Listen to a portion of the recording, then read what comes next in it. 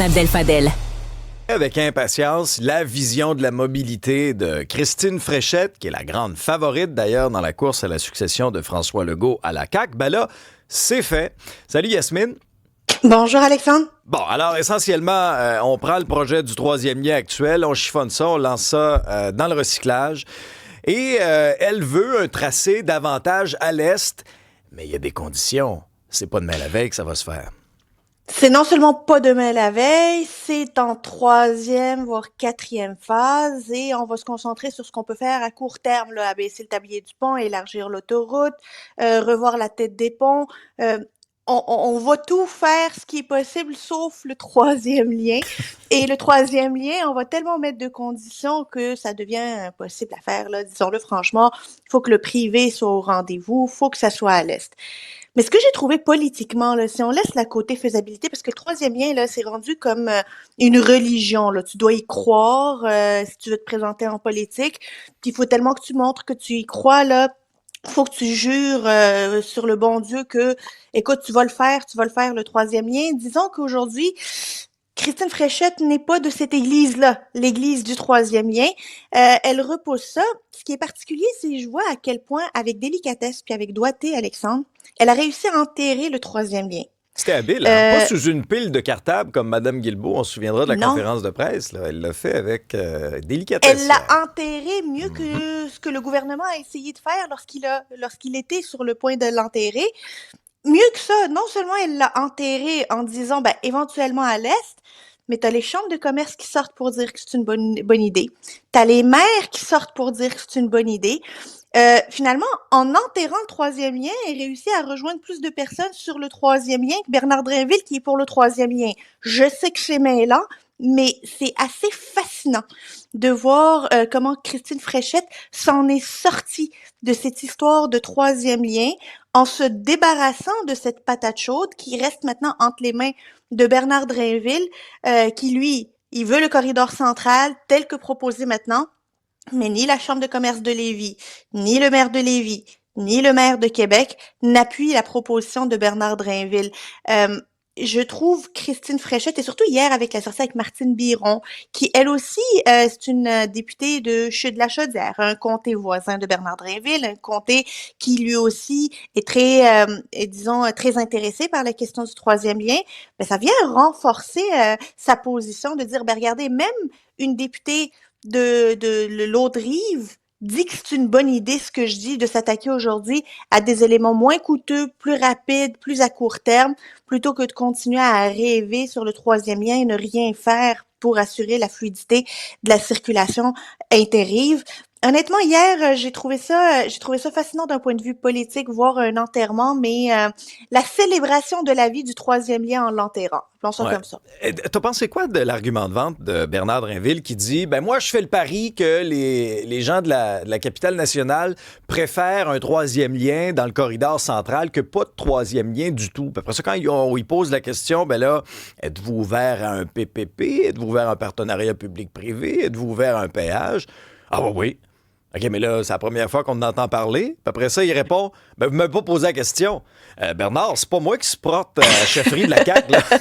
C'est pas moi qui ai quelque chose à vendre, là.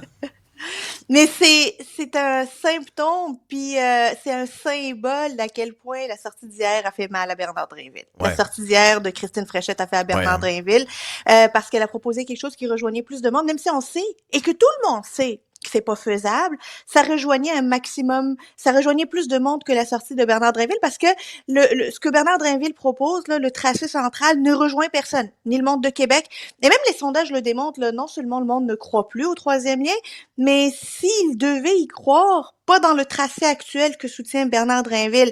Donc, c'est lui qui a ramené ce sujet-là, hein, rappelons-le, c'est lui qui a ramené le dossier du troisième lien, que c'est son équipe qui a dit que ça faisait partie de l'ADN de la CAQ. Imagine, Alexandre, un pont ou un tunnel fait partie désormais de l'ADN des partis politiques, là, tu sais. Aujourd'hui, on va nous dire que c'est une valeur québécoise, le troisième lien. Tu sais, c'est rendu tellement de l'enflure verbale autour du troisième lien. Et pendant ce temps-là, Il y a l'hôpital Maisonneuve-Rosemont qu'on est juste en train de faire un stationnement. Il y a l'hôpital Douglas qui a littéralement de l'eau qui coule dans les plafonds puis que des travaux de recherche sont inondés puis qu'on doit déplacer les patients pour pas que trop d'eau tombe sur la tête.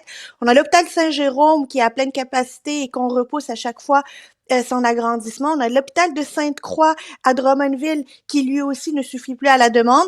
Mais, faut déterminer le tracé du troisième lien. Je trouve ça surréaliste que notre vie politique tourne autour d'un pont-tunnel hypothétique. Là, mais tu sais, Yasmine, je peux pas croire qu'on va faire encore une élection là-dessus, là, sincèrement. Puis tu sais, je veux pas minimiser non plus les enjeux de circulation dans la région de la capitale nationale. Sont réels. J'y suis à chaque fin de semaine. Mais moi, ce qui me marque, là, c'est le taponnage, Yasmine. Le temps qu'on a perdu avec ça, à tergiverser, puis à pas être sûr. Puis après ça, c'est-tu là, puis on le met-tu à gauche, on le met-tu à droite. Le temps qu'on a perdu... La facture qui va monter. Imaginez la quantité d'argent qu'on a flushé dans les toilettes pour ça sans que ça avance, sans qu'il se passe rien. Les coûts de construction augmentent pendant ce temps-là. C'est fascinant. Hey, un petit mot, Yasmine, parce que c'est dans les rumeurs depuis un certain temps, là, Alexandre Boulris, qui aurait des visées peut-être là, sur Québec solidaire, hein, sur un poste de député. Il souhaiterait porter les couleurs de Québec solidaire. C'est une rumeur qui court. Sauf que, ben là, visiblement... il n'y a pas du bon sexe ou il n'y a pas le bon ressenti? Il n'y a pas le bon genre. Pas le bon genre. Le bon Pas sexe, le bon on peut genre. plus dire ça non plus. Bon. Non, on peut plus dire ça. Ah bon, on peut plus dire ça, Alexandre. Désolé. Je te tape ses doigts. Oui. Non, Alexandre Boulris qui voudrait faire le saut provincial. Avec qui? Avec Québec solidaire. Juste pour la petite blague, là. En fait, c'est pas une blague, c'est vrai. J'ouvre la parenthèse. Quand Québec solidaire devient plus attractif que le NPD, on peut-tu s'entendre que le NPD est mort? C'est un désaveu là, pour un pour les désaveu, néo-démocrates. c'est la fin du NPD. Là. Ouais. Je ferme la parenthèse, mais oui, il voudrait se présenter avec Québec solidaire aux prochaines élections, notamment à Gouin pour succéder à Gabriel Nadeau-Dubois.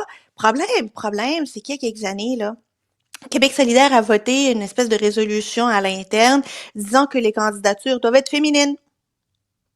Ça doit être des femmes. Toutes les candidatures. Et ils veulent plus d'hommes dans le parti? Ou... Ben, de quoi? c'est ça qu'on sait pas. C'est ça le problème. C'est ça qu'on sait pas. C'est que rappelle-toi les élections partielles de Jean Talon, où Pascal Paradis a gagné. Il y avait un homme militant de Québec solidaire qui voulait se présenter pour Québec solidaire. Il voulait faire l'investiture pour porter les couleurs de Québec solidaire. On lui a dit non.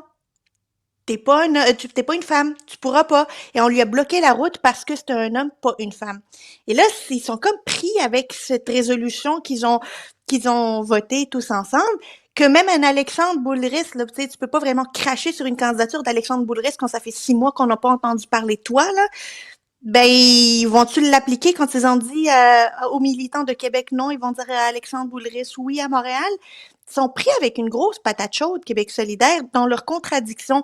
Et c'est là où le pragmatisme de Gabriel Nadeau-Dubois revient au galop, parce que c'était ça, être pragmatique. C'est de ne pas se menotter dans de l'idéologie, là, puis avoir des œillères, puis de pas capable de saisir des opportunités, puis d'éviter des menaces. Ben, ils ont rejeté le pragmatisme de Gabriel Nadeau-Dubois. Ben, ils vont devoir vivre sans Alexandre Boulris. Et quelle énorme perte pour Québec solidaire qui avait besoin qu'on parle d'eux. Ça fait des mois qu'on n'a pas parlé d'eux. Ils avaient besoin qu'on parle d'eux pour une bonne nouvelle. Là, on va parler d'eux pour dire qu'ils sont trop idéologiques pour voir en Alexandre Boulris une bonne candidature. Il y aura le Conseil national en fin de semaine. On va voir s'il y aura des accommodements. Alors, je sais pas, QS, ça va bien vos affaires dans les sondages aussi. Merci, Yasmine. Bye bye.